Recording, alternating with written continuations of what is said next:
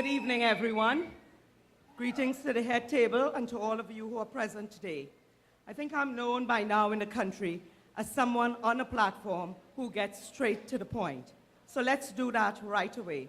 Tonight I'm going to speak about the impact of negative behaviors of politicians, be they in the parliament or on a platform. Last week, our country froze when we witnessed this kind of negative behavior of politicians that went to its extreme, as we saw last week in the behavior of the opposition leader. Now, but there's a saying, out of negative cometh good. For the past 13 years, I have been trying to address this issue of how the behaviors of leaders influence our children and how much it affects our society when their behaviors are vulgar and vile, largely because they are role models.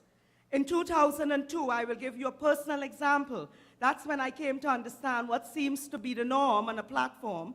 In 2002, after delivering my maiden speech, I was pulled aside at the time by some of the leaders of the then party that I was aligned, the PNM, and I was told right up that it seems as if my modus operandi on the platform doesn't seem to really fit the way people usually conduct business on a platform. So, of course, I said, well, explain. I was told that I am not prepared to rip the opposition apart. I was then told that you give too many solutions to problems. Now, could you imagine my shock? Here it is, a woman who did all of this research in the region, and in particular in the country of the land of my birth, coming up with solutions to problems, and that seemed to be an issue. I was told I needed to engage in more jokes and picong and have the opposition spinning. Well, guess what? They then asked me, do you understand what we are asking you to do, what we expect of you? And do you think you will be able to do a better job the next time? And in summary, I said, oh, I sure do understand what you expect of me, but I will be doing no such thing. I will not use a platform to be vulgar and vile and engage in any gutter politics. Not then, not now, not ever. What politicians do not seem to understand is that this kind of behavior, when persons are attacked, it can lead to all kinds of violence. Violence usually starts with verbal abuse. It goes to emotional, it goes to mental, it goes to psychological, and then ultimately physical. What I am saying is that it doesn't mean that if you engage in verbal abuse that you must end up physically abusing someone. But if you end up physically abusing someone, chances are it started with the verbal abuse. And this is why the research overwhelmingly shows whenever a high-profile person commits any kind of vile acts against another person, say a man commits a vile act against a woman. For instance, in the O.J. Simpson case, whenever a high-profile person gets off in committing a vile act against a woman, I'm not saying that he was or was not guilty. The point is, I'm showing you what happens in research. When a person gets off, there's an increase generally in the months that follow in terms of crime against women in this case. And this is why it's critically important that we do not tolerate this kind of behavior that what we saw last week. And the challenge with the abuse of women is that children learn by observation, and they see and they hear and they practice what they see and hear. Do you remember the other day when there was a symbol, a mascot of our Prime Minister being dragged through the streets by the unions? Do you remember that, guys? Do you know what happened in a home? A parent called me frantic. She said, would you believe that my son, who always is upset with his little sister, the son is 7, the sister is 6, every time she talks about she wants to be a prime minister like our prime minister, the dragging of the child of the prime minister on the street, you know what he did to his little sister? He yanked her here and dragged her. And then he turned and he said to her, well, ain't you say you want to be like the prime minister? Guess what? You better don't cry, because the prime minister didn't cry when they drag her through the street. Symbolic. We're talking of a symbol. We're not even talking about a real situation that happened. And this is the position. The COP is not into this kind of vulgar behavior. The COP does not believe into the gutter politics. The COP in particular, teachers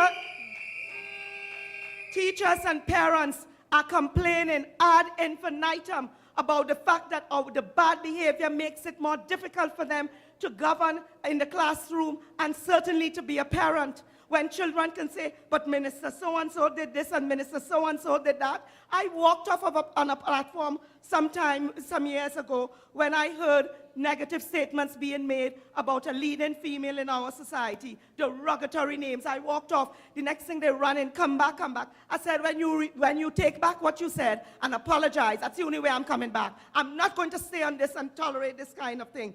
And I want to be clear, in these times of litigation, when people like to slander your good name. I heard last week the Sunshine said something about me with respect. I came back into the COP only because to get the position, only when McNicholls left the position of chairman. Meanwhile, I was in the front line, back into the COP in the front line after spending 3 years working on my ground-up model throughout the region.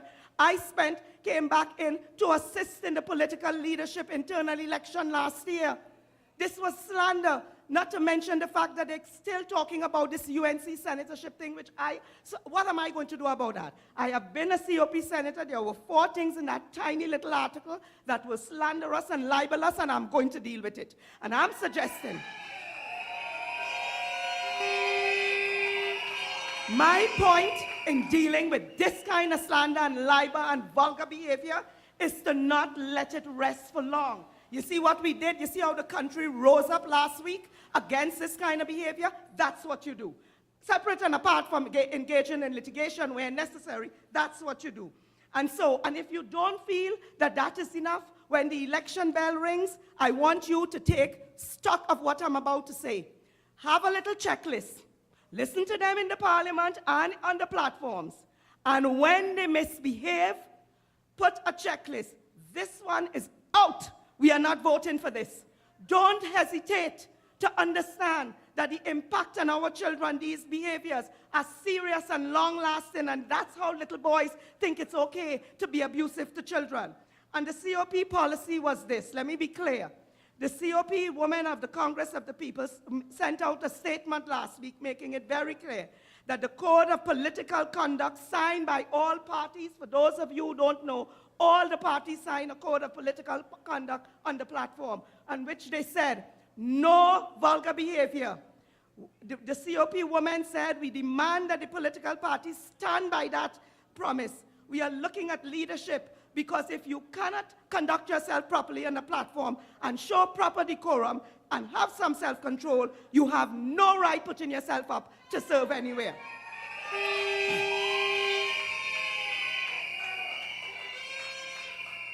And now, I'd like, before I exit, how is my time looking? Oh, 2 minutes. Oh, timer. This is what I'm going to do. We are going to give a gift to our children in this nation. The COP is giving a gift to the children of this nation. Vishnu and Stephen, I know you all are somewhere there. I want you all to take the gift in the spirit in which it's being given to the children of our nation, and you take it to them. We believe that it is good to be kind, and good to be generous, and good to be decent, and good to be ethical.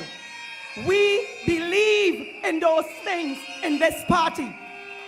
This party, thank you, this party was founded on good ethics, good morals, and one of the things that the article also said is that I like to bigger Prakash. The reason why I support Prakash, it stemmed from the fact that he had the ability to hold a coalition together that was critically important to the national development of our country, and secondly, because he displays exactly what I am saying a politician should be. Exactly what. He displays decency and integrity and his ethics and morals on a platform and in parliament and everywhere in the larger society is what we have to be about. And that gift to you, my children, all of you, understand we take that seriously. Thank you very much for allowing me to speak to you tonight, and all of you have a good night. It's so